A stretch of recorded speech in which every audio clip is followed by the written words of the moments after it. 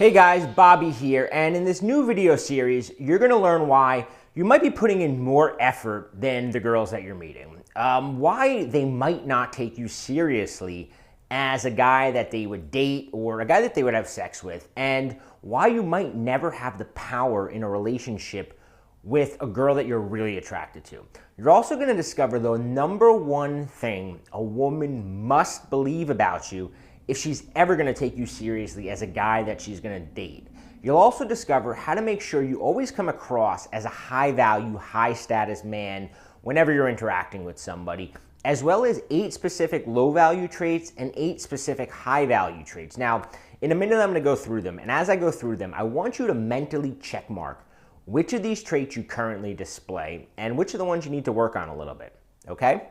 So for the past 10 years, I've been helping guys get more dates, sleep with more girls, and even seduce that one specific girl they really want. And after working with hundreds of guys who paid me thousands of dollars to work with them individually, and having hundreds of thousands of guys who've gone through my programs now in over 102 countries, my programs have been now translated into 6 different languages. And I'm going to boil it all down to one sentence. And I want you to write this sentence down because it's the core of everything we're going to be going through in these 3 videos.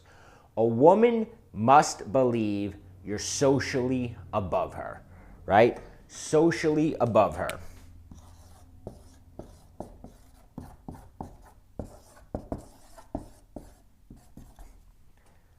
Now, there's a few key things, right? The first key thing is the word believe, right? Because it's all perception, right? There's no official ranking system. There's no stamp on your back that says you're a 4 and she's an 8. It's all her perception of you. And perception can change very quickly for good or bad.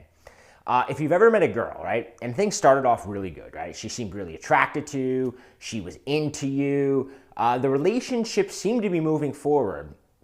And then all of a sudden it was like she pulled away, right? She kind of put her foot on the brakes, almost like she wouldn't allow herself to become attracted to you. It's almost like she wanted to put a distance between herself and really just cut things off, right? When that happens, it's almost always because her initial impression of you and of your social value and your social power was a lot higher than it turned out to be as she got to know you. Your value in her eyes started slipping. It started diminishing, right? Now, the second thing that's important about this phrase, a woman must believe you're socially above her, is we're talking about social power. We're not talking about popularity. See, popularity is, who has more Facebook friends, right? Who gets invited to more parties. We're talking about who has the social power. My friend Pete, this Asian guy, right? He's very popular. He's very socially popular. Everybody loves him. He goes out every night of the week. He very rarely pays for drinks. He doesn't have to wait in line when he goes to any club, basically. He's very socially popular, but he has no social power. And I want you to write this word down, right? Pete is socially subservient. So the word you're writing down is subservient. Socially subservient means you're less respected and you're deemed less important. And it's a direct result of specific actions, right? Specific actions, specific traits that you're giving off that make you socially subservient within your social scene. See, when 2 people start talking or when 2 people get into a relationship, one person always has more power. The balance of power starts off equal sometimes, right? But it almost always tips in one person's favor. And when that happens, when one person takes the role of a high status celebrity, the other person takes the role of the fan. Now, you've got high status celebrities and you have fans. Now, unfortunately, most guys within their social scene take on the role of low status fan. And because of this, they're almost never taken seriously by the high quality girls within their social scene. Point blank, ask yourself this. It's a very simple question. Do celebrities ever really want to hook up with their fans? Of course not. Celebrities and hot chicks, they want other people with high value. They want to be around high status, socially powerful people. Being a high status celebrity within your scene just means people place a lot of value on you. Now, if you don't have the power and the respect is a key word. If you don't have that with the girls you're meeting, if they don't seem to be placing a lot of value on being with you, if they're not making time for you, if they're not taking you seriously as a man, it's because more than likely you're seen as a fan amongst the people you hang out with within your social scene. Being a high status celebrity, it just means people place an inordinate amount of value on you. If you look around any social scene, whether it's a work environment, a school environment, I mean, this goes all the way back to high school where some guys, for whatever reason, they had celebrity-like status, where other guys, no matter what they did, right, they were seen as low value. What I've got for you in this 3-part video series is I'm going to walk you through the fastest and most effective way to becoming a socially valuable, high powerful celebrity within your scene. And when this happens, you become the guy that women choose. When you get into a relationship with a girl, you always have the power, right? That balance of power, it tips in your favor. More specifically, what I'm going to teach you is the specific traits, the specific attitudes, and the behaviors that lead to value and status and power. And it all starts with this. And again, this is worth writing down. Who you are versus what you do.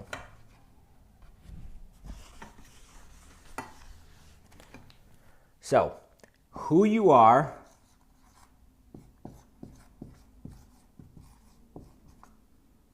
versus what you do.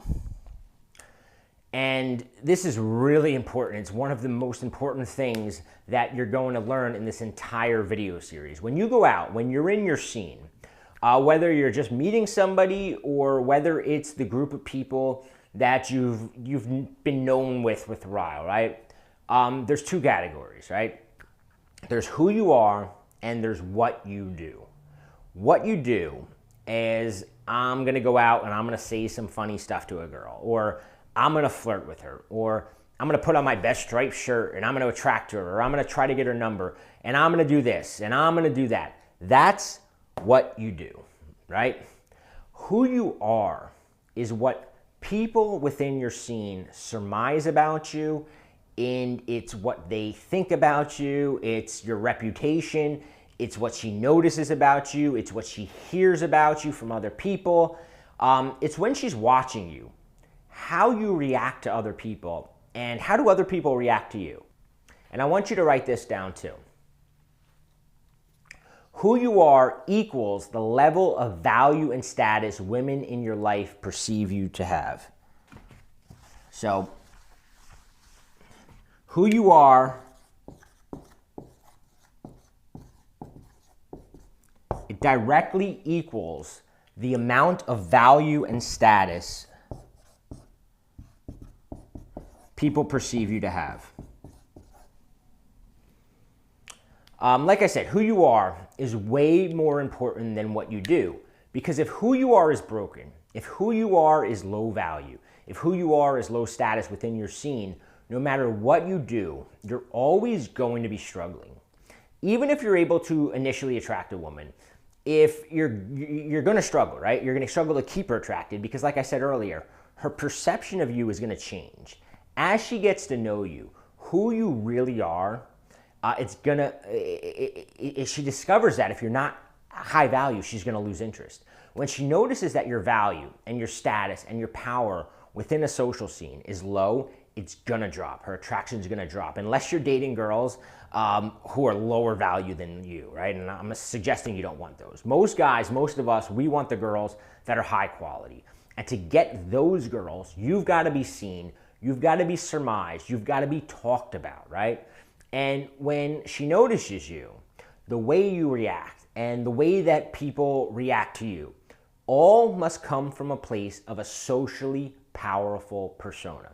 Now, the first step from moving from a low value guy, low status fan role within your scene to that high status celebrity role within your scene is understanding the core differences, right? The core attitudes, the core behaviors, the core traits that make up a socially powerful, high value person versus a low value person within a scene. So let's make a list. Let's make a chart. And on this side, we're gonna write low value, and on this side, we're gonna write high value. And let's go through them, right? So let's talk about high value and let's talk about low value. When we talk about low value guy, let's talk about some of the characteristics that may pop into your head. So low value guys, they tend to be very try hard. So let's write down try hard. Now, when you watch them, they always seem to be trying very hard. And a lot of that is because their mentality, right? We talked about it before. Because I'm low value, and they all kind of know where they stand on that social totem pole. I have to do a lot. And it all goes back to what we said, that mentality of what you do. They focus everything on what to do, what they do, right? Because of that, they appear to be very try hard. People notice that they're always trying a little too hard. High value people, they make it seem effortless. If you ever seen a guy and you just say he has charisma, the reason that we use that word charisma is because they make it seem very natural. They never seem to be trying very hard. A guy with high social status, he never seems to be trying hard. The girls seem to come to them without them really having to work at all, right? They don't really have to do much. And a lot of times you don't really understand why. You're kind of like, what did he do, right? What did he say? How did he get her? He made it look effortless, right? That's a key word in high value behavior. Second is high value people tend to have presence and low value people tend to be plain. So on low value, we're gonna write plain. High value, we'll write presence. A way that I like to think about it is if you go to a parking lot and you look around the parking lot, you'll immediately see certain cars that catch your attention, right? The BMWs, the Mercedes, the Porsches, the Teslas, and the rest of the parking lot is filled with Hondas and Toyotas and Fords and Dodges and a million other different types of cars. And there's nothing wrong with those cars. There's nothing wrong with the Fords and the Toyotas, right? They're reliable, they're safe, they're fine, but they don't have the presence of the other ones. High value people in a group, in a room, something about them immediately catches your attention. The same way that a Tesla or a Porsche or a Mercedes catch your attention. Next is high value people tend to be demanding. Low value guys tend to take a back seat. So low value is back seat.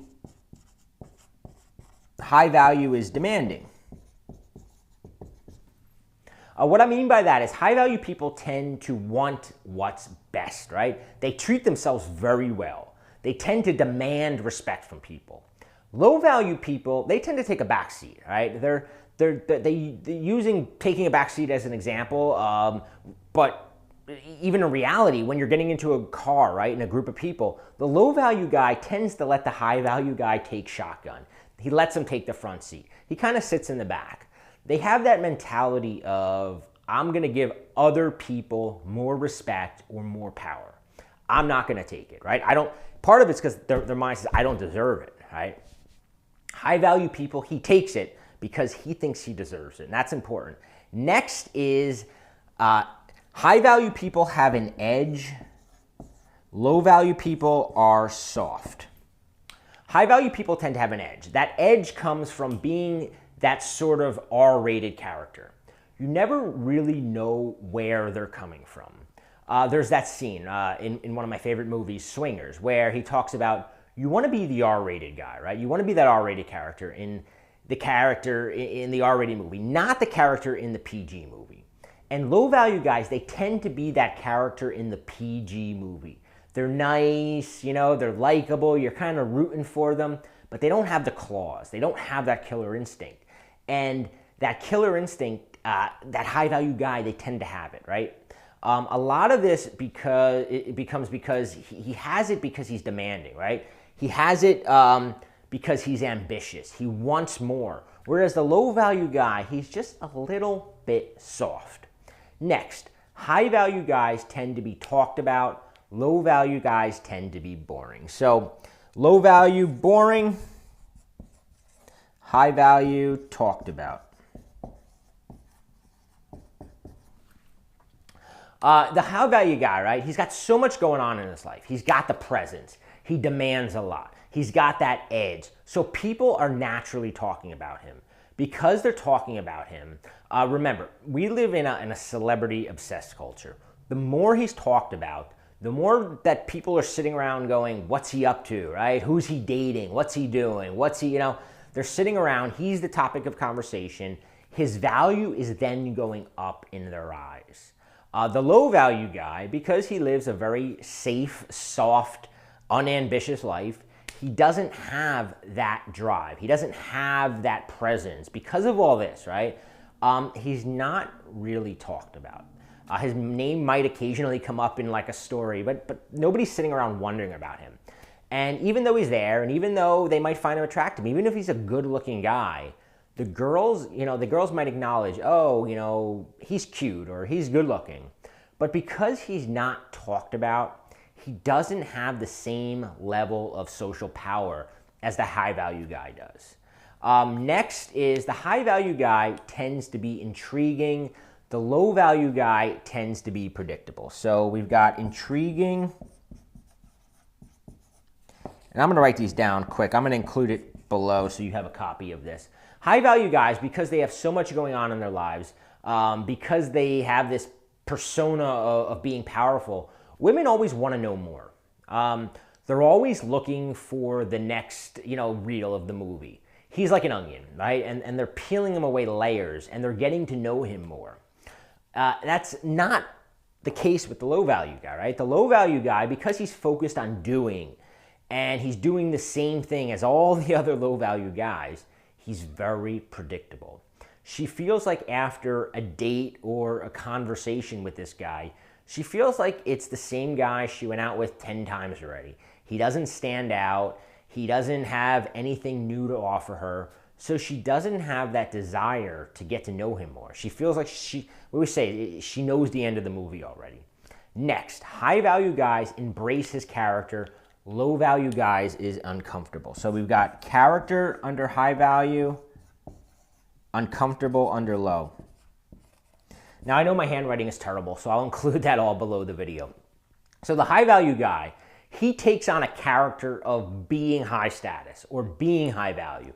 He walks around and he plays that high-value role. It's almost like he's playing the role of the cool guy, right? Of the powerful guy. He embraces it, right? He thinks he deserves it, first of all. That allows him to embrace it. And because he embraces it, he looks very comfortable in that role. Now, the low-value guy, he always seems a little awkward, a little uncomfortable. Even when he's trying, and the key word is trying too hard, right? When he's trying to deliver a flirty line, or when he's trying to say something that demands respect, he just seems off. He never quite embraces his character. And because of that, women pick up on this. And he's not congruent. Whereas the high-value guy, he comes across as very congruent. The low-value guy, he just looks a little incongruent. There's something off about him, right? He looks a little uncomfortable. Finally is the high-value guy has a very sexual persona. The low-value guy appears asexual. So we got sexual and asexual. Now, the interesting here is that the high-value guy, right, he doesn't really have to do anything differently. He's not talking about sex more. He's not dressing that much more sexier. Although he will, and we'll talk about this, he will dress a little sexier than this guy. But it's nothing to do with anything that he's inherently doing. It has to do with who he is. Because he's got the edge, right? Because he's more demanding, and he's talked about, and he's got the presence, and he's got that ambition, and he's focused, and because he's intriguing, because he's comfortable in his own skin and in the character he's playing, because he never seems to be trying hard. Because of all those things, he gives off a very sexual vibe. Now, all these things, they lead to a high-value person. My goal in the remaining videos is to walk you through the process of moving from a low-value guy to a high-value guy. Now, the first homework assignment that I want you to do is underneath this video, there's a PDF. And on that PDF is a chart. It's a high-value chart and a low-value chart. And I want you to look at what we're talking about, right? And everything we talked about here. And I want you to honestly look at yourself. And I want you to write down where you fit in with these high-value traits versus the low-value traits. Because if you're not dating the quality girls that you want within your scene, if you're losing the interest of girls as they get to know you, it's because, as I said, chances are, as they get to know you, your value in their eyes is diminishing. So let's pinpoint it, right? To start off with, let's pinpoint exactly, where you're messing up, where you're slipping up. A lot of guys are blind to this, and our friends aren't going to tell us, right? They're not going to hurt our feelings. It's like a blind spot. We don't see it. We don't know it. We don't realize where we're messing up. So step one is let's figure it out. Let's pinpoint which of these are you guilty of, because chances are you're already good at a couple of these, right? You probably have some high-value traits already. How can you amplify them even further? That's what we're going to be going through in the remaining videos. But before we do that, I want you to make this list. I want you to become crystal clear in your mind exactly where you stand now. So remember, what I want you to take from this video is a few things. 1, a woman must believe you're socially above her. 2, when you present yourself as being socially subservient or less important than her, you take on the role of a fan in your social scene, in your social world, and you give her the role of celebrity. And celebrities never want to sleep with their fans. We talked about the idea that who you are is more important than what you do.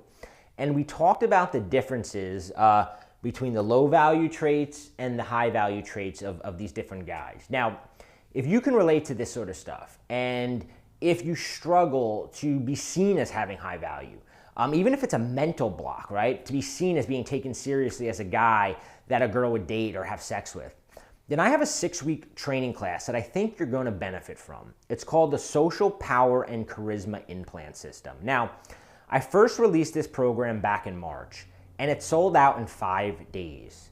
And since then, I've had close to 200 people join the waiting list for this program when it opens back up. So why should you care?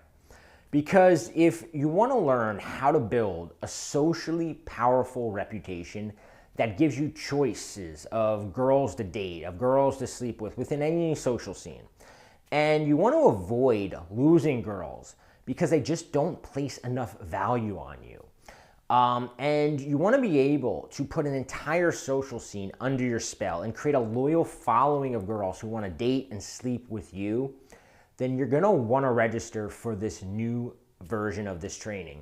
So what this course does is it implants you with high status attitudes and high status behaviors, and then it shows you how to communicate these to every girl you meet. Now, the reason I'm telling you about this is because on Thursday, November 17th, I'm opening registration for the course back up. It will only be open for a very limited time period. A lot of guys regret it that they missed out when it first opened up back in March. So I want to give you a heads up. So in the meantime, I recommend, first off, what I recommend is download and complete the exercise below. 2, add your name to the early bird list. You'll see it below. You just put your email in, and this way you'll get first heads up, right? This training is going to be limited to 250 students. So if you don't want to miss out, join the early bird list below and get first chance to register before it sells out. 3, look out because I have another video for you coming, and also a report called the High Value Manifesto, and they're both going to be emailed to you very soon.